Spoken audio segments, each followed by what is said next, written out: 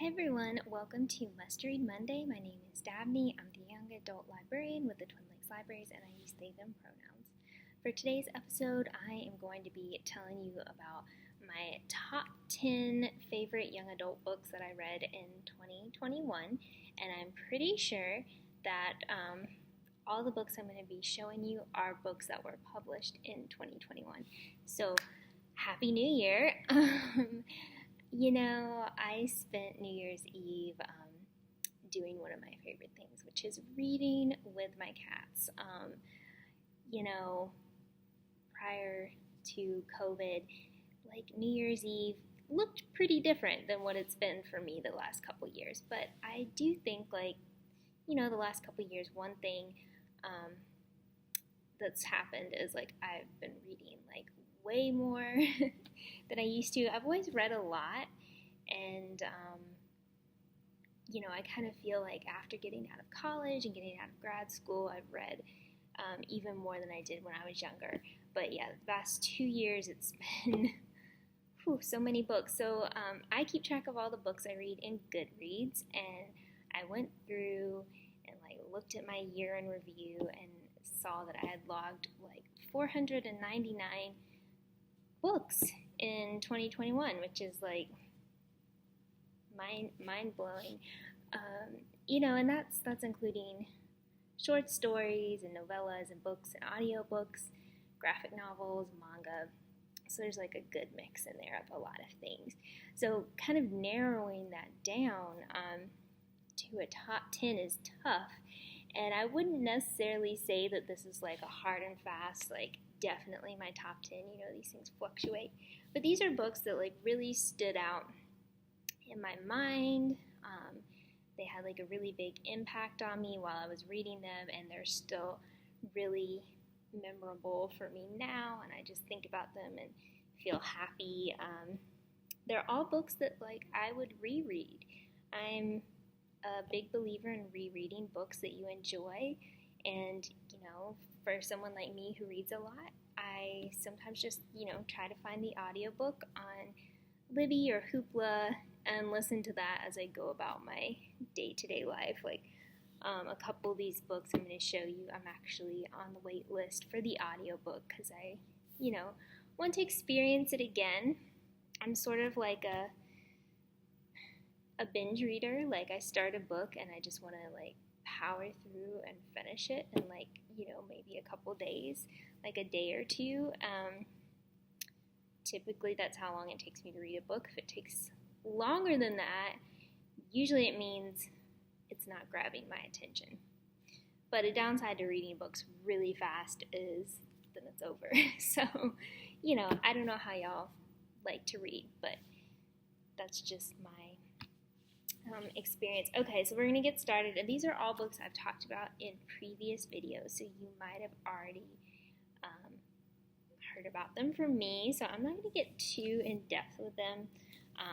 My top favorite, this was easily my top favorite book out of all the books I read in 2021. It's The Darkness Outside Us.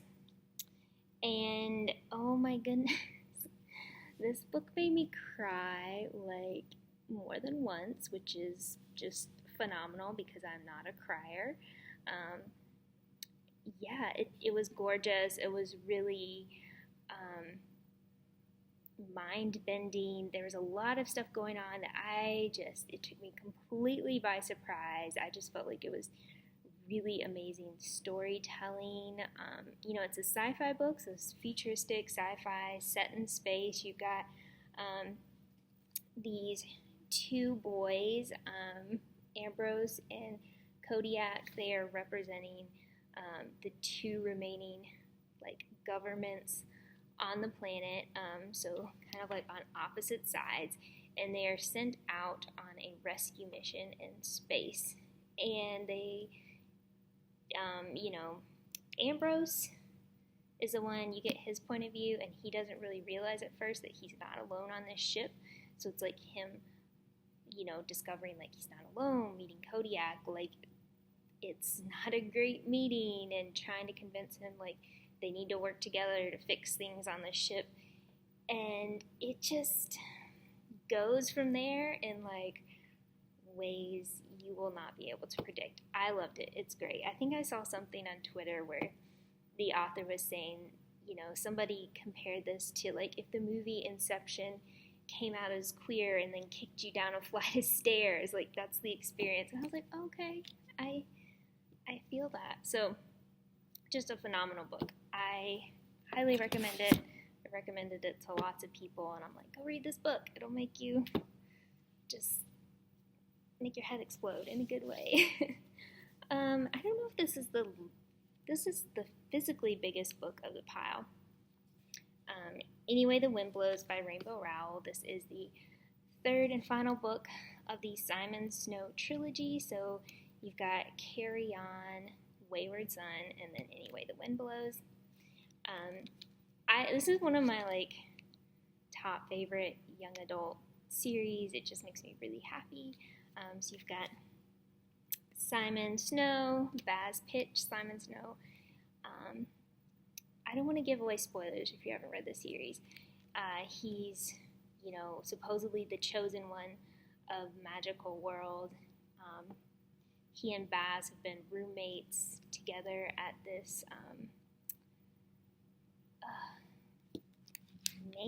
Watford. Watford is the school they go to learn magic, and so they've been roommates. So the first book is about their final year at Watford and everything that happens. Book 2, they go with their friend Penny to America. It is very chaotic. I loved it.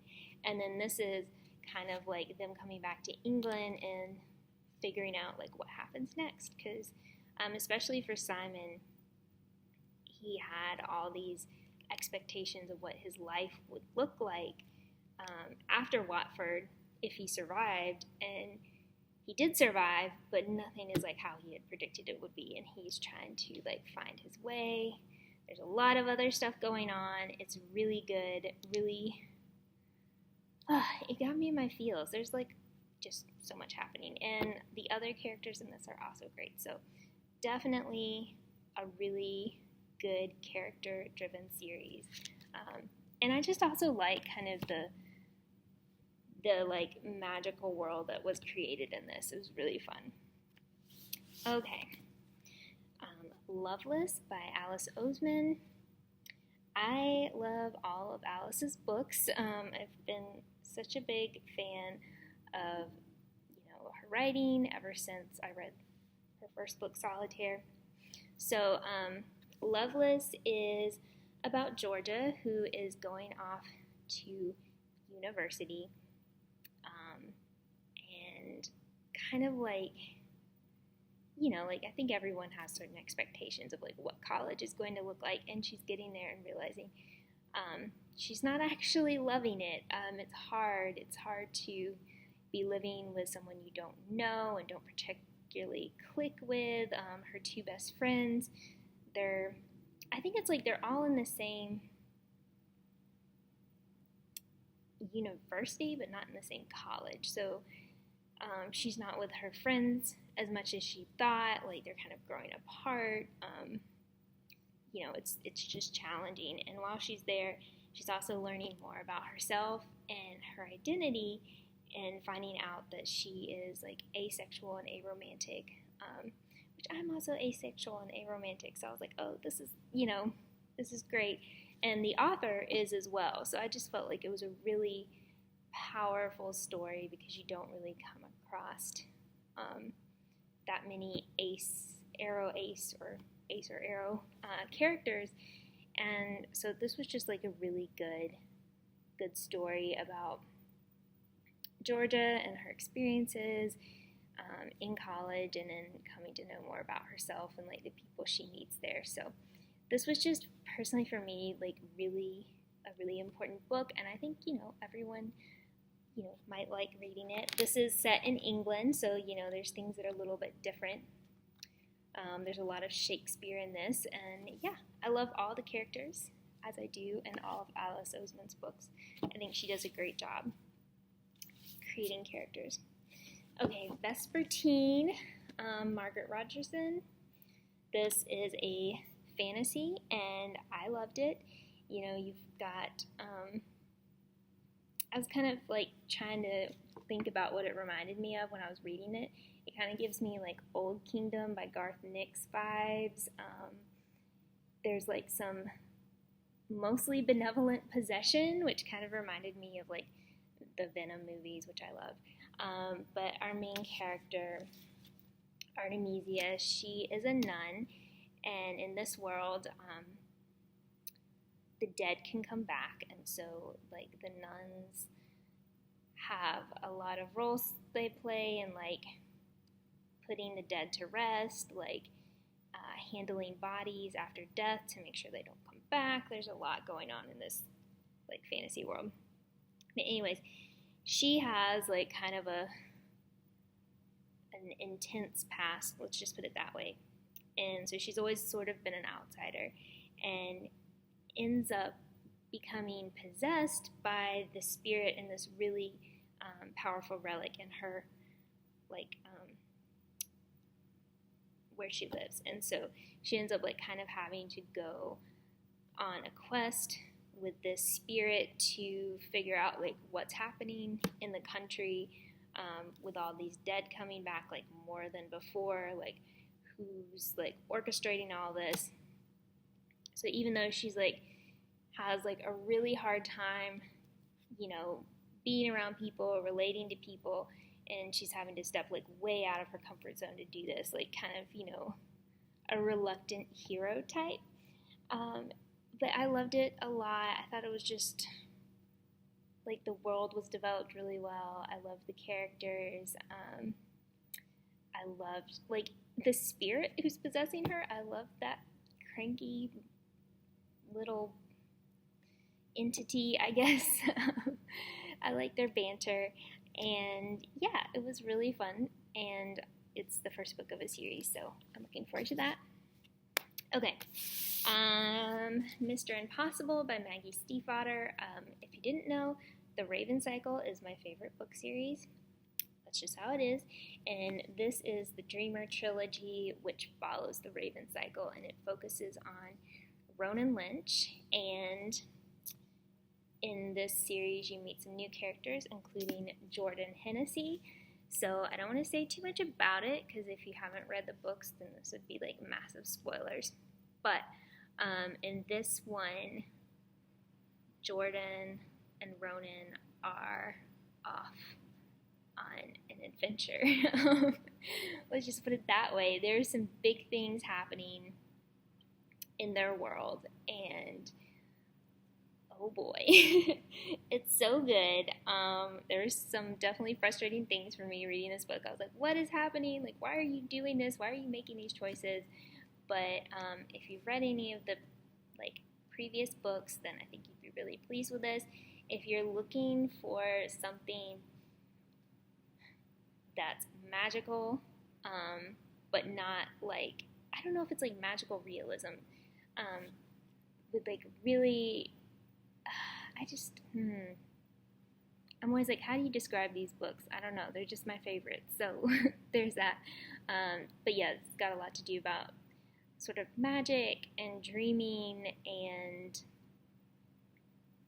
I think with both Ronan and Hennessy having a lot of power, and how that kind of separates you from a lot of people and sort of makes it hard for them to live in the world and find their place in it and find the people who can understand and support them.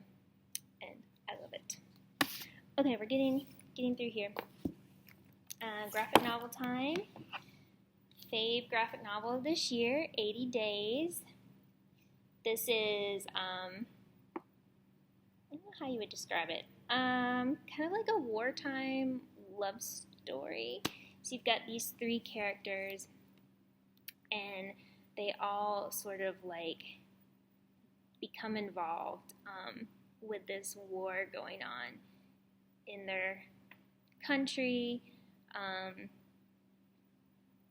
and sort of ending up on different sides of things. So you've got this character who's sort of like a rebel. He's trying to like undermine things with like the military and like fight back, and he ends up getting this guy involved, sort of reluctantly, doesn't really want to be there, but he is now.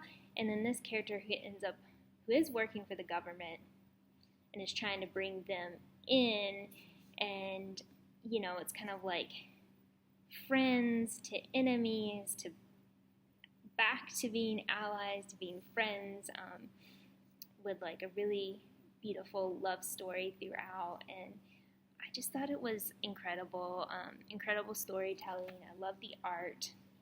It's like black and white, and I don't know, it's just, you know, I just really like it.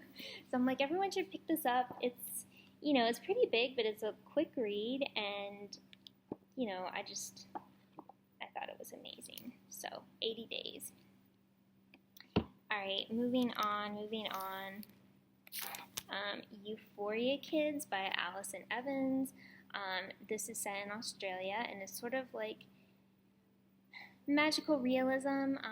So the 3 characters in this are all trans, and like a couple of them are like very aware of their identity. One of them is still trying to figure things out. So it's about them like meeting and becoming friends, and also going to this, you know, they live in Australia, but it's like there's the fairies and the fae who all live in their world too. Like, not everyone can see them, but they're there, and it's, you know, these kids can, and so it's them sort of like dealing with stuff in like their day-to-day life, but also being able to go over to this like other world populated by the fae. And I don't know, it's just like a very gentle story. You know, I don't remember like a ton of stuff happening. It was just more about like friendship and getting to know yourself, and finding people who support you, and it was just really, really pretty. I liked it a lot. Aristotle and Dante dive into the waters of the world. This is the highly anticipated sequel to Aristotle and Dante Discover the Secrets of the Universe, set in like the 1980s.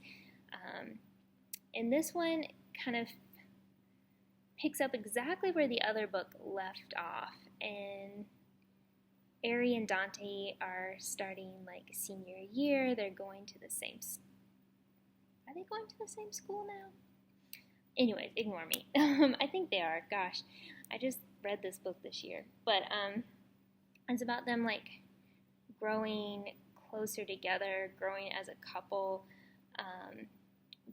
but also having to deal with things like, what does it mean, you know, to be gay at a time when a lot of people, there was like a lot of homophobia, just like all widespread, from the government, from just, you know, everyday, like from society, from people you meet. So this, you know, is told from Aristotle's perspective. So he's really wrestling with a lot of these things because this is all kind of new to him, and trying to figure out like who he can come out to, who's going to support him. And this is also, of course, when the AIDS pandemic was happening, so like dealing with that fear as well. So that's all going on, as well as like some very big personal things happening in his life, which I was like, this book also made me cry, just FYI. But I liked it a lot because this one is really about him opening up and embracing the friends who've kind of been there all along, who he's sort of pushed away, and just learning to be vulnerable. And this is so good, so good. Okay, Dark Rise by C.S. Pacat. This is the first book in a series, and this one is a fantasy. So you've got Will. He is sort of like a chosen one in this epic battle between the forces of the light and the forces of the dark in England. And so it's about him kind of learning more about this like epic struggle that's been going on forever, essentially, and sort of meeting the different people on like both sides of the struggle and trying to find out, you know, as like this chosen one, this like destined warrior for the light, like how does he fit into all of this? How does he fulfill what's expected of him? But yeah, it's really good. He meets lots of people along the way. They're all amazing. And it's a really, really excellent start to what I'm sure is going to be a fantastic fantasy series. I will also say another thing in this book is dealing with kind of these questions of like, you know, fate and destiny, and can you like fight against that and have free will? So very good. And last of all, 1,500 Miles from the Sun. This was just so good. This is another one that I loved a lot because of all the friendship happening in it. So the main character, and it's been a minute since I've read this, he ends up accidentally like coming out very publicly, like I think on Twitter, and so that kind of like blows up his life, and there's like there's some bad things that happen because of that, but there's also some good things, which is that he's really embraced and supported by all of his friends, and by his sister and by some other people in his family. And because of that, he ends up meeting this guy online who lives in California. And so they end up like messaging back and forth, developing this friendship, and then developing some feels for each other, and kind of trying to figure out like, you know, how do you navigate this like long distance relationship when you haven't even met in person. Can you hear those bells? They are really going off. But it was just like a really good story, and you know, it deals with like, you know, senior year, high school, all that kind of drama, and then also like the issues of like what it means to like kind of come out in a place that's not like 100% supportive. But I don't know, it just like, when I think about this book, it just gives me like really hopeful like feelings, and I just love the characters, and it was so good. Yeah, I just kind of want to reread it now. So those are my picks for 2021, and I'll just say, you know, I mentioned like I love to reread. And as I was talking about some of these books right now, I was like, oh my gosh, like I just can't remember like everything. Like I can't remember all the characters' names. That's just how it is when you read so much. But that's why I say like I love to reread, because it kind of is almost like going back for the first time for me at this point, because I like, my brain kind of stores some of these things, but some of them it's like we don't have space for this. So yeah, just looking at these, I'm like, I want to revisit them again, like right now. But yeah, those are my books, and I will have the list in the video notes, as well as where you can find them online, like if they're on Libby or Hoopla. They are all in our young adult collection, so you can come check them out. And if you ever want to talk about books, please feel free to come find me at the library. I love to chat about books with people and give recommendations and hear your recommendations as well. But again, Happy New Year 2022. Let's do this. Bye, y'all.